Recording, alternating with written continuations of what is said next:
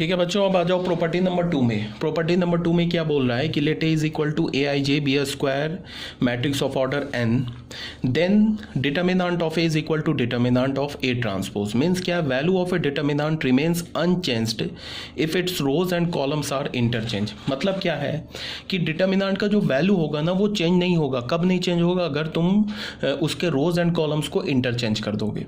तो ये तो ऑलरेडी बताया जा चुका है कि ए मैट्रिक्स का डिटर्मिनेंट और उसके ट्रांसपोज का डिटर्मिनेंट सेम होता है। ठीक है, ट्रांसपोज हम कैसे निकालते हैं? रो को कॉलम बना देते हैं, कॉलम को रो बना देते हैं। अगर तुम रो को कॉलम बना दो ट्रांसपोज आ जाएगा, या कॉलम को रो बना दो ट्रांसपोज आ जाएगा। तो मैट्रिक्स का, किसी ए मैट्रिक्स का डिटर्मिनेंट और उसके ट्रांसपोज का डिटर्मिनेंट सेम होता है। मतलब क्या है कि अगर तुम डिटर्मिनेंट के सारे रोज को कॉलम बना दो या सारे कॉलम्स को रोज बना दो तो डिटर्मिनेंट का वैल्यू चेंज नहीं होगा। ये था हमारा प्रॉपर्टी नंबर 2। अब आ जाओ बच्चों प्रॉपर्टी नंबर 3 पे। प्रॉपर्टी नंबर 3 में क्या, let A be a square matrix of order N greater than equals to 2 such that each element in a row column of A is 0 then determinant is 0। ये क्या बोला जा रहा है कि अगर हमारे पास कोई एक मैट्रिक्स है जिसका ऑर्डर क्या, 2 या 2 से ज़्यादा। 1 क्यों नहीं बोला? 1 इसलिए नहीं बोला कि 1 ऑर्डर का मैट्रिक्स पे के 1 ऑर्डर के मैट्रिक्स के डिटर्मिनेंट पे तो कोई प्रॉपर्टी लगेगा ही नहीं लगेगा ना। वो तो मान लो 1 ऑर्डर का जो मैट्रिक्स होगा उसका डिटर्मिनेंट वो क्या होगा, सेम नंबर आ जाएगा। तो अगर हमारे पास कोई मैट्रिक्स है जिसका ऑर्डर 2 या 2 से ज़्यादा है तो उसका जो डिटर्मिनेंट, अगर उसके हर एक रो में, अगर उसके किसी भी, हर एक रो नहीं सॉरी, अगर किसी भी रो, कोई भी रो उठा लो, किसी भी रो का हर एक एलिमेंट 0 हो जाए या किसी भी कॉलम का हर एक एलिमेंट 0 हो जाए तो डिटर्मिनेंट का वैल्यू 0 हो जाएगा। अगर मान लो कि हमारे पास सेकंड कॉलम का हर एक एलिमेंट 0 हो गया तो तुम सेकंड कॉलम से डिटर्मिनेंट को एक्सपेंड कर दो, सेकंड कॉलम के लॉन्ग डिटर्मिनेंट एक्सपेंड कर दो, वैल्यू 0 आ जाएगा। तो कहने का क्या मतलब है कि अगर हमारे पास कोई डिटर्मिनेंट दे रखा है, उस डिटर्मिनेंट का कोई भी एक रो का हर एक एलिमेंट 0 हो जाए या किसी भी एक कॉलम के हर एक एलिमेंट 0 हो जाए तो उसका डिटर्मिनेंट वैल्यू क्या होगा, 0। ठीक है, अब बच्चों आ जाओ प्रॉपर्टी नंबर 4 में। प्रॉपर्टी नंबर 4 में क्या बोल रहा है, if any 2 rows column of A square matrix of order N greater than equals to 2 are identical then its determinant is 0।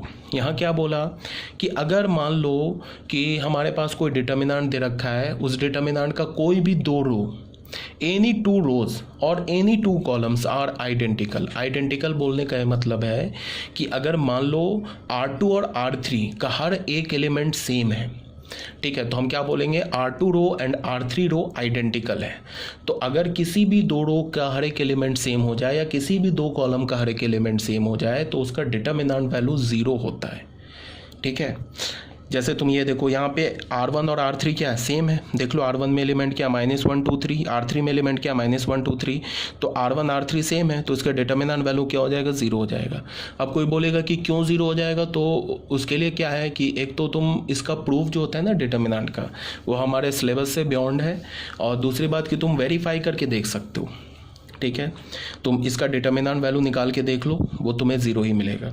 मान लो कि सेकंड कॉलम और थर्ड कॉलम आइडेंटिकल हो जाता तो भी डिटर्मिनेंट वैल्यू 0 हो जाता, सेकंड रो और थर्ड रो आइडेंटिकल हो जाता तो भी डिटर्मिनेंट वैल्यू 0 हो जाता। तो प्रॉपर्टी नंबर 2 में मैंने क्या बोला, determinant of A is equal to determinant of A transpose. Property number 3 में क्या बोला कि अगर किसी भी रो या किसी भी कॉलम का हर एक एलिमेंट 0 हो जाए तो उसका डिटर्मिनेंट वैल्यू 0 हो जाएगा। प्रॉपर्टी नंबर 4 में क्या बोला कि अगर कोई भी 2 रो या कोई भी 2 कॉलम आइडेंटिकल हो जाए, आइडेंटिकल होने का मतलब कि सारे एलिमेंट, क्रॉसपॉन्डिंग एलिमेंट सेम हो जाए तो भी डिटर्मिनेंट का वैल्यू 0 होगा। प्रॉपर्टी नंबर 5 में क्या है, let A is equal to A I J be a square matrix of order N and let B be the matrix obtain from A by multiplying. देखो ये लैंग्वेज लिखा है तो याद तो करना नहीं है लैंग्वेज को, बस तुम्हें प्रॉपर्टी याद रखनी है, प्रॉपर्टी पे बेस्ड क्वेश्चन होंगे। क्या बोल रहा है, A I J be a square matrix of order N and let B be the matrix obtain from A by multiplying each element of a row column of A by a scalar K, then determinant of B is equal to determinant is equal to K times determinant of A. अभी नहीं समझ में आया होगा, अब समझा रहा हूँ। क्या बोल रहा है कि हमारे पास कोई एक मैट्रिक्स ए है, ठीक है, इस मैट्रिक्स ए के हर एक, किसी भी एक रो या किसी भी एक कॉलम के हर एक एलिमेंट को हमने के से मल्टीप्लाई कर दिया। क्या बोला जा रहा है कि हमारे पास कोई मैट्रिक्स ए है, इस ए मैट्रिक्स का हमने कोई भी एक रो उठाया या कोई भी एक कॉलम उठाया, उसको मैंने के से मल्टीप्लाई कर दिया, तो मल्टीप्लाई चेंज करेंगे तो हमारा मैट्रिक्स चेंज हो जाएगा, उस मैट्रिक्स को हमने बी बोल दिया। अब मैं क्या बोल रहा हूँ कि ए मैट्रिक्स का डिटर्मिनेंट जो होगा ना वो किसके इक्वल हो जाएगा, या सॉरी बी मैट्रिक्स का जो डिटर्मिनेंट होगा वो किसके इक्वल हो जाएगा, के टाइम्स डिटर्मिनेंट ऑफ ए के इक्वल हो जाएगा। मतलब क्या बोला जा रहा है, इसको तुम ऐसे देखो, जैसे यहाँ पे क्या बोला जा रहा है कि इसको तुम देखो यहाँ पे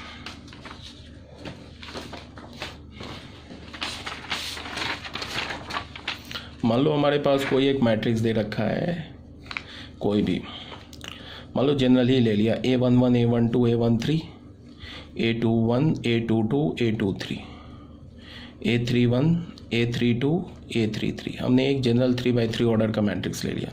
अब हमने क्या किया, एक बी मैट्रिक्स लिखा, इसमें हमने क्या किया, सेकंड कॉलम के हर एक एलिमेंट को हमने के से मल्टीप्लाई कर दिया। 3 1 हो गया, के A12 हो गया, के A22 हो गया, के A32 हो गया, A13 हो गया, A23 हो गया, A33 हो गया। तो इसके हमने सेकंड कॉलम को क्या किया है, के से मल्टीप्लाई किया, तो इसका जो डिटर्मिनेंट होगा ना बी का, ये के टाइम्स हो जाएगा, किसके, डिटर्मिनेंट ए के इक्वल हो जाएगा। इसका मतलब जो डिटर्मिनेंट ऑफ बी क्या हो जाएगा, के इंटू डिटर्मिनेंट ऑफ ए, ये हो जाएगा। तो इस प्रॉपर्टी को तुम क्या बोल सकते हो कि तुम ऐसे बोल सकते हो कि तुमने डिटर्मिनेंट बी लिखा, तो कैसे लिखोगे डिटर्मिनेंट बी, यही लिखोगे ना A11 A21 A31 के इंटू A12 के इंटू A22 के इंटू A32 और A13 A23 A33, ऐसे लिखोगे ना। अब इसमें तुम क्या बोल सकते हो कि जो के हमारा जो सेकंड कॉलम है ना, इस सेकंड कॉलम के हर एक एलिमेंट को देखो के से मल्टीप्लाई है, इसको तुम ऐसे बोल सकते हो कि सेकंड कॉलम का हर एक एलिमेंट में एक के फैक्टर कॉमन है, तो इस के फैक्टर को तुम बाहर निकाल सकते हो, मतलब के को बाहर निकाल सकते हो। जैसे सेकंड कॉलम के हर एक एलिमेंट में के मल्टीप्लाई है ना, तो तुम इस के को डिटर्मिनेंट से बाहर निकाल सकते हो, तो के को डिटर्मिनेंट से बाहर निकालोगे तो क्या बच जाएगा, डिटर्मिनेंट ए बच जाएगा। इस प्रॉपर्टी को हम क्या बोल सकते हैं कि अगर किसी भी रो या किसी भी कॉलम में एक कॉमन फैक्टर हो तो उस कॉमन फैक्टर को तुम डिटर्मिनेंट से बाहर निकाल सकते हो। ठीक है, अगर मान लो कि हमें सेकंड कॉलम में एक 3 दिख गया, कॉमन है, सेकंड कॉलम के हर एक एलिमेंट में हमें दिख गया कि 3 जो है वो कॉमन है, मतलब 3 सेकंड कॉलम के हर एक एलिमेंट से मल्टीप्लाई है, तो हम 3 को क्या कर सकते हो, डिटर्मिनेंट से बाहर निकाल सकते हो। या मान लो कि अगर हमें सेकंड रो में दिख गया कि 5 कॉमन फैक्टर है, तो तुम 5 को क्या कर सकते हो, डिटर्मिनेंट से बाहर निकाल सकते हो। यही बात यहाँ बोला जा रहा है। जैसे तुम देखो एग्जाम्पल में, इफ़ हमारे पास एक डिटर्मिनेंट है 2 4 10 1 3 2 -1 7 3, इसमें तुम देखो बच्चों ये जो फर्स्ट कॉलम है ना, फर्स्ट कॉलम, इसमें देख रहा है ना 2 का एक कॉमन फैक्टर है, यहाँ भी 2 है, यहाँ भी 2 × 2 है, यहाँ 2 × 5 है, तो 2 को हमने बाहर निकाल लिया।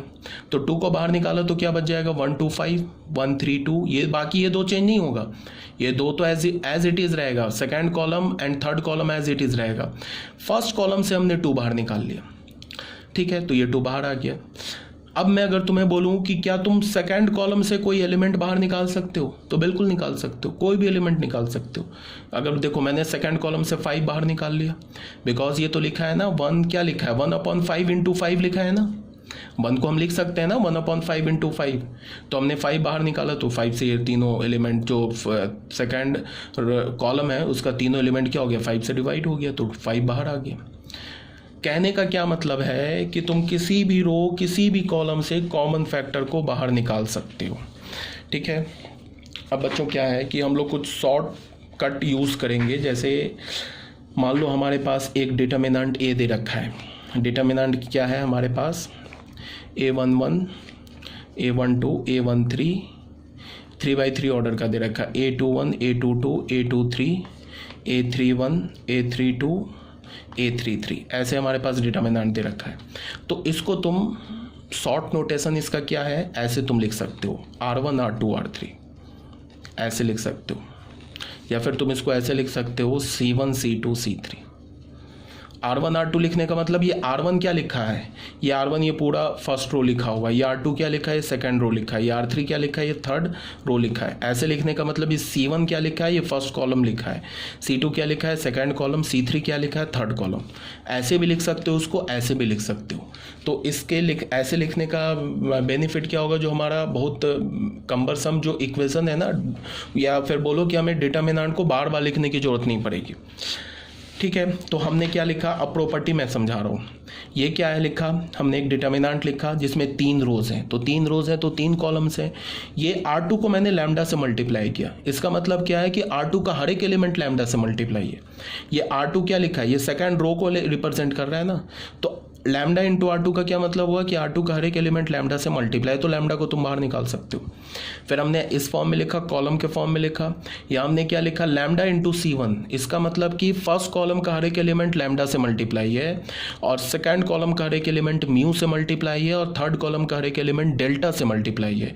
तो तुम लैम्डा, म्यू और डेल्टा को बाहर निकाल सकते हो।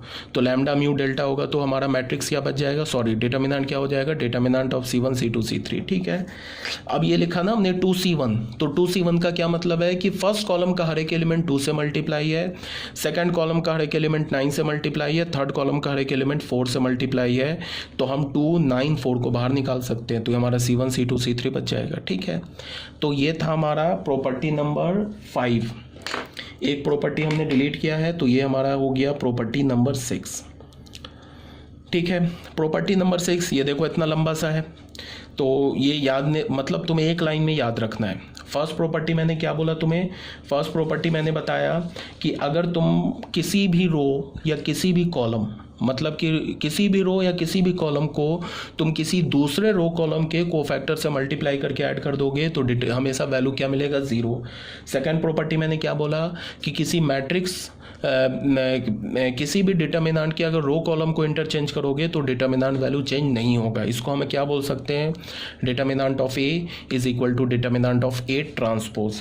थर्ड प्रॉपर्टी मैंने क्या बोला कि अगर किसी भी रो किसी भी कॉलम का हर एक एलिमेंट 0 है तो डिटर्मिनेंट वैल्यू 0 होगा। फोर्थ प्रॉपर्टी मैंने क्या बोला कि अगर कोई भी 2 रो या कोई भी 2 कॉलम आइडेंटिकल है तो डिटर्मिनेंट का वैल्यू 0 होगा। फिफ्थ प्रॉपर्टी मैंने क्या बोला कि अगर किसी भी रो किसी भी कॉलम में अगर तुम्हें एक कॉमन फैक्टर दिख रहा है तो उस कॉमन फैक्टर को तुम डिटर्मिनेंट से बाहर कर सकते हो। ऐसे प्रॉपर्टी याद रखना है, ये लैंग्वेज नहीं रटना है, रटने मत लगना इस लैंग्वेज को। ठीक है, लिखने के लिए मैंने लिख दिया, इतना लिखना नहीं चाहिए था मुझे।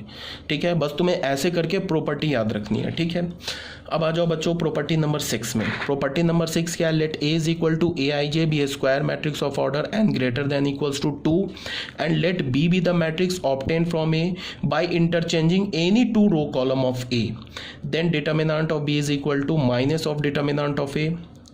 Conventionally, if we interchange any 2 rows or column, then the value of the new determinant will be the negative of the original determinant। ठीक है, प्रॉपर्टी नंबर 6 क्या बोल रहा है कि अगर तुम डिटर्मिनेंट के किसी भी 2 रोज को आपस में इंटरचेंज कर दो या किसी भी 2 कॉलम्स को आपस में इंटरचेंज कर दो। देखो रो ही इंटरचेंज होगा, रो कॉलम ही इंटरचेंज होगा, रो कॉलम इंटरचेंज नहीं होगा।